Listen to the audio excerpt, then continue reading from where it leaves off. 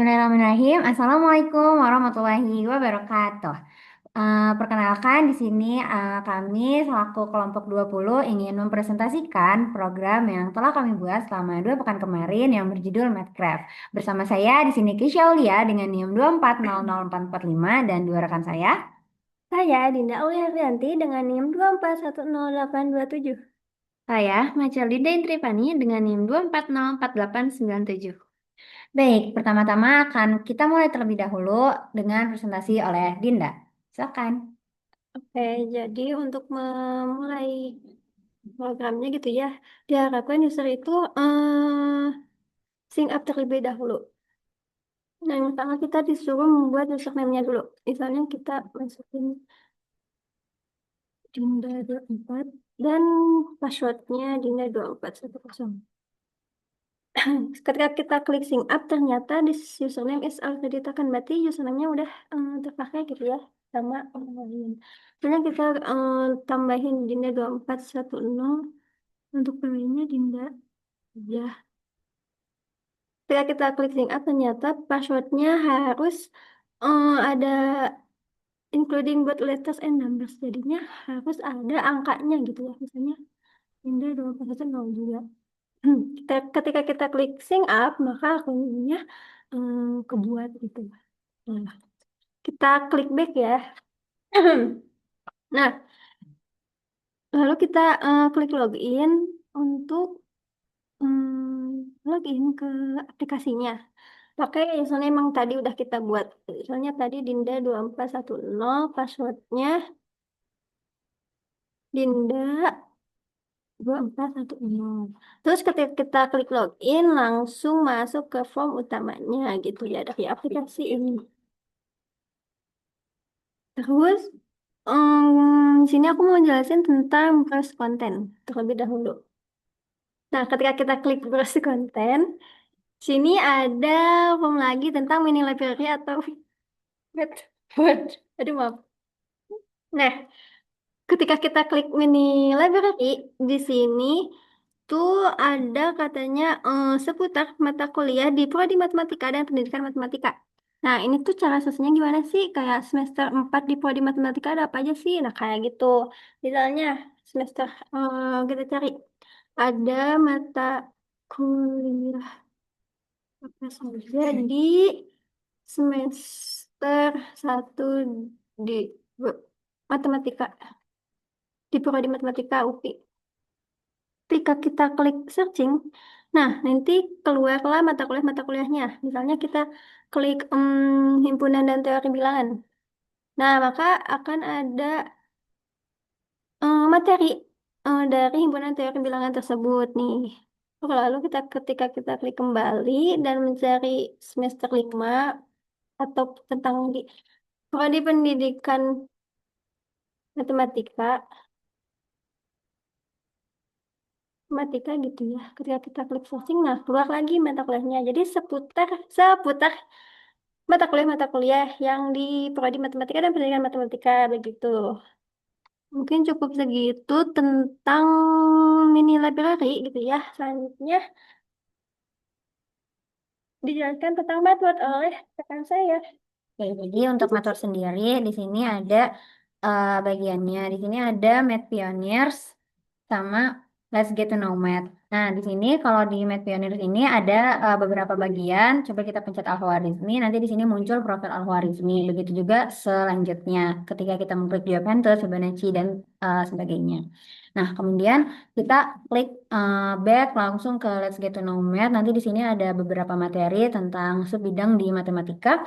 Kemudian ada aljabar, kita pencet, terus abis itu nanti mulai kelihatan deskripsi aljabar itu apa dan menjelaskan kenapa aljabar itu penting. Dan itu berlaku ke semua form yang ada di sini, seperti aritmatika, geometri, trigonometri, dan sebagainya.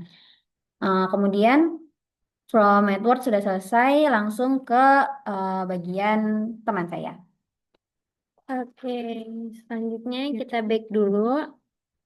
Di sini kan ada 3 bagian ya, browse content, method, dan start math. Nah, sekarang kita ke bagian yang method. Di method ini ada 2 bagian yaitu quick math dan kalkulator. Pertama, saya akan menjelaskan dulu yang kalkulator. Ketika diklik yang kalkulator akan keluar seperti ini. Dan ini bisa digunakan untuk perkalian, penjumlahan, pembagian, pengurangan. Misalnya kita coba untuk perkalian.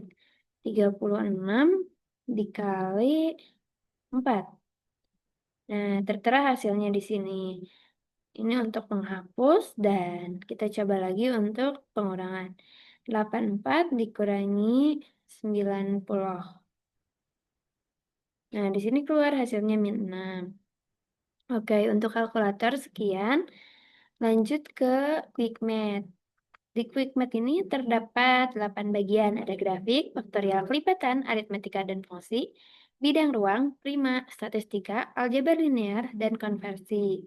Yang pertama, saya akan menjelaskan dari grafik. Di grafik ini, kita memiliki beberapa button. Nah, bila yang sumbunya diklik, akan keluar seperti ini. Dan misalkan kita klik yang Y sama dengan X kuadrat, akan tergambar grafiknya. Lalu jika Y sama dengan tan X, akan tergambar grafik tan X. Oke, kita kembali ke faktorial dan kelipatan. Di sini, user diminta untuk input bilangan X dan Y untuk mengetahui EPP dan KPK-nya. Misalkan kita input X-nya yaitu 16 dan Y-nya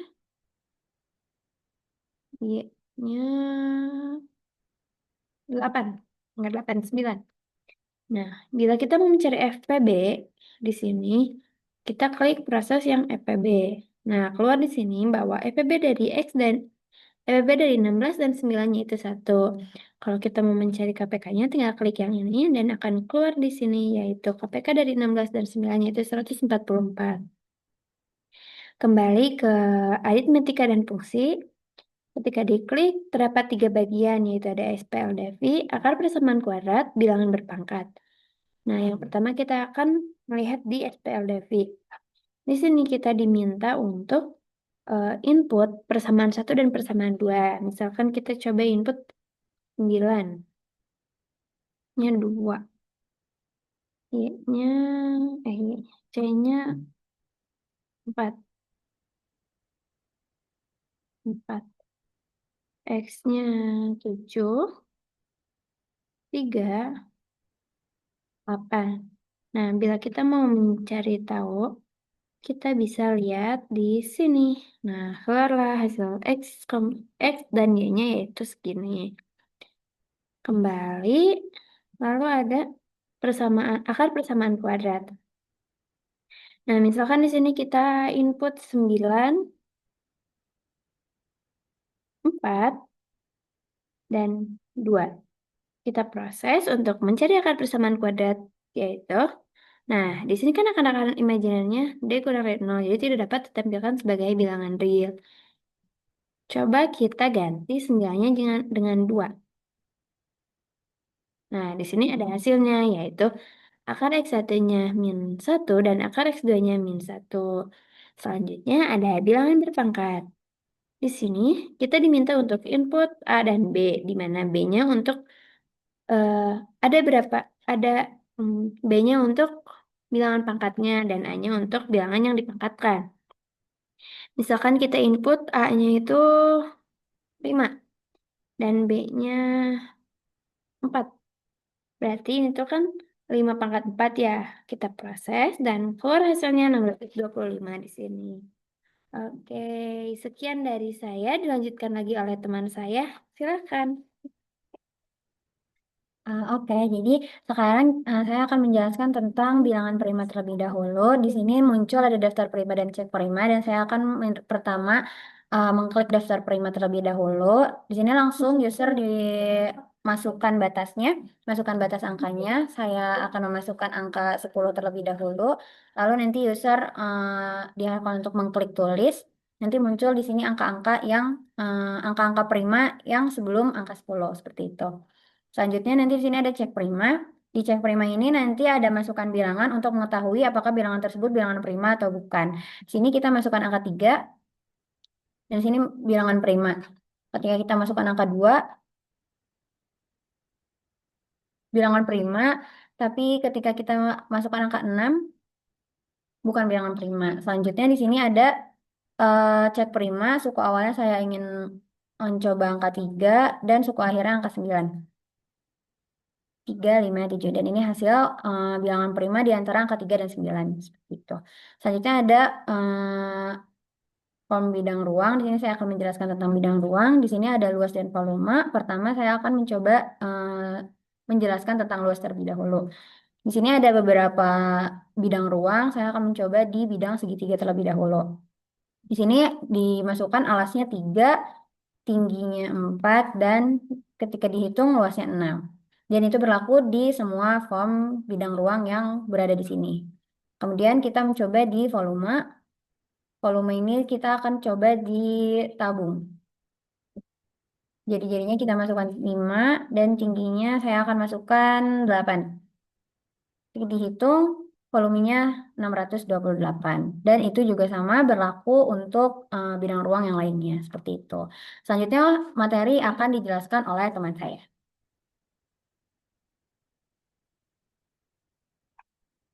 Oke, di sini aku akan menjelaskan tentang aljabar linear. Ketika kita klik aljabar linear di sini ada alat bantu matematika tentang matriks kalkulator dan dot produk dan fungsi Chebyshev. Kita klik matriks kalkulatornya.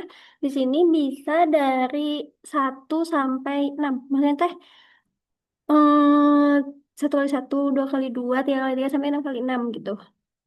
Di sini aku mau ininya yang 3 kali 3 dulu. Ininya 2 kali 2. Nah, ketika kita ingin dimasukinnya tinggal di ini. Gitu deh. Nah, ini buat yang B-nya. Nah, ketika kita klik determinan A, nanti keluar hasilnya 0. Nah, kalau determinannya A berarti inpusnya pasti tidak ada gitu ya. Ketika gitu. Nah, kalau di sini ini juga ada button untuk yang button-button B-nya gitu ya. Jadi ketika kita klik determinan B, nah ini keluar hasilnya -9 gitu. Inpusnya berapa ini? Nah, inpusnya di segini. Lalu kita klik rank di sebelah yang A, maka akan keluar juga 2 ketika kita A, transport, echelon, LU decomposition. Nah, keluar juga hasilnya di sini. Dan ketika kita klik clear, maka yang di clearnya tuh yang hasilnya gitu ya.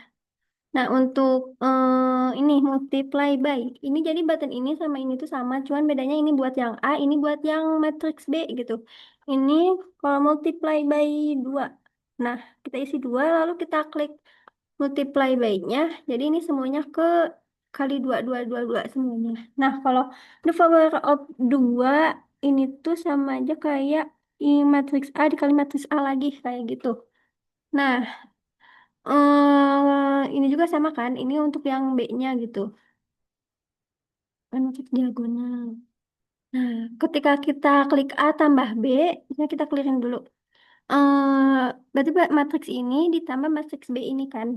Ketika kita diklik, ukuran A dan B harus sama ternyata. Oke, berarti misalnya di sini aku ininya 3.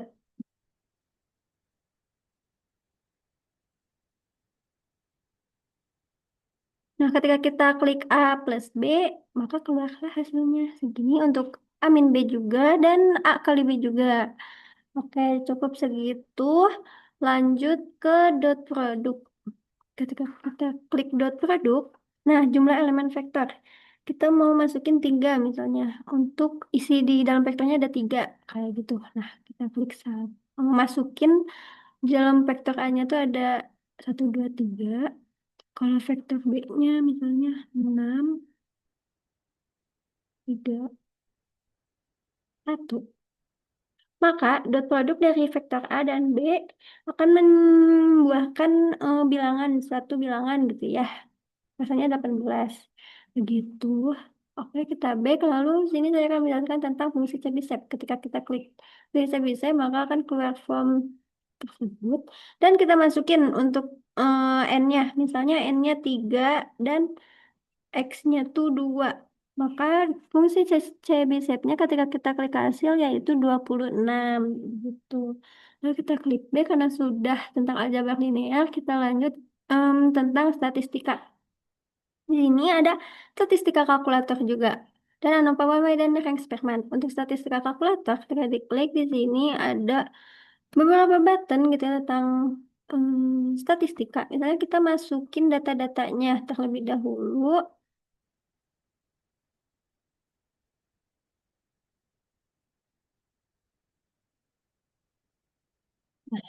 Hmm. Maka ketika kita klik banyak data, nah keluarnya 5, max juga, min juga, mean juga, modus juga, median, range, jumlah data. Nah ini untuk clear. Nanti kalau kita, dan, bentar. Kalau kita klik ini juga, standar deviasinya keluar gitu ya, hasilnya di sini. Nah, ketika kita klik clear, maka si data yang di sininya juga ikut kehapus gitu. Oke, udah lanjut kita ke tentang ANOVA One Way. Di sini tuh tentang statistika dasar yang sudah kita pelajari. Di sini udah tertera untuk significance levelnya tuh di 0,05 dan effect size-nya 0,25 dan roundingnya 4. Karena kata-kata biasanya di soal angkanya angkanya sama gitu ya. Gitulah pokoknya. Oke, terus kita masukin dulu nih ya buat kelompok-kelompoknya.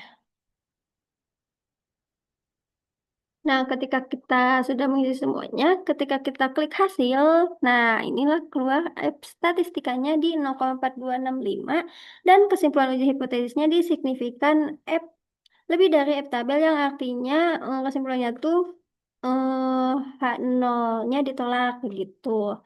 Oke, untuk kita back, lalu kita klik rank Spearman.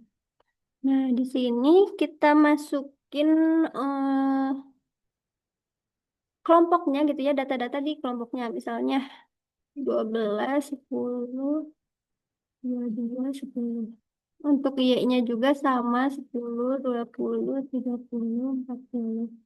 Nah, ketika kita klik hasil, maka untuk Spearman nya yaitu di negatif 0,50000. Oke, karena sudah dijelaskan juga, ketika kita klik back, back, back, back, ini juga sudah. Lanjut kita jelaskan tentang start match. Di sini tuh game seputar matematika gitu. Nah, ketika kita klik parkir page, ini tuh kayak kasir-kasiran gitu. Nah, untuk kita masukin jam masuknya. Misalnya jam masuknya jam 10, untuk menitnya jam 00, untuk detiknya jam 00. Untuk jam keluar parkirannya, misalnya jam 19, menitnya 00 di 21. Nah, ketika kita klik button hitung, maka akan keluar nih struk parkirnya waktu masuknya jam 10. Nah, di sini juga ada tulisan silakan input uang bayar, lalu klik bayar. Kita masukkan uangnya, misalnya aku punya uangnya cuma 100.000. Nah, ketika kita klik bayar, maka akan keluar lagi struknya gitu ya. Ini uang dibayar 100.000, kembaliannya 82.000 dan pecahan uang kembaliannya sebagai berikut. Oke, terus kita klik back dan di sini ada game dekat close case. Di sini tuh nih langsung keluar form gini katanya untuk informationnya. Kita lihat di informasi ini ada cara bermain dekat close case itu gimana. Di sini tujuan permainannya apa, aturan pentingnya gimana, dan cara bermainnya. Sudah dikasih tahu di sini. Oke, lanjut kita klik back langsung aja gitu ya kita mulai gamesnya. Nah, untuk gamesnya kita misalnya kita naikin kucing dan kita seberangin ke kanan. Oh, ternyata kejunya dimakan tikus nih. Berarti ketika kita klik OK kan game over ya. Berarti gamenya mulai lagi dari awal. Kita menangin aja ya langsung. Tikusnya kita gitu. Terus kita seberangin lagi, klik button ini. Terus kita naikin kucingnya, seberangin ke kanan. Terus kita turunin lagi. Terus kita naikin tikusnya, seberangin ke kiri, turunin tikusnya, naikin kejunya, seberangin ke kanan. Turunin kejunya, seberangin ke kiri, terus naikin tikusnya, terus sudah selesai. Selamat, semua bahasa hasil diseberangkan. Oke. Oh, ternyata Nah, ini klik exit untuk keluar dari gamenya dan klik back gitu ya. Nah, ternyata di metode ini ya masih ada yang kelewat gitu ya. Maaf. Nah, di sini tentang konversi. Di sini tentang simulate cross grade dan GPA Goal Planner. Ini kita masukin di sini tuh tentang simulasi nilai mata kuliah gitu. Di sini aku masukinnya tuh tentang bobot-bobot yang di algoritma pemrograman.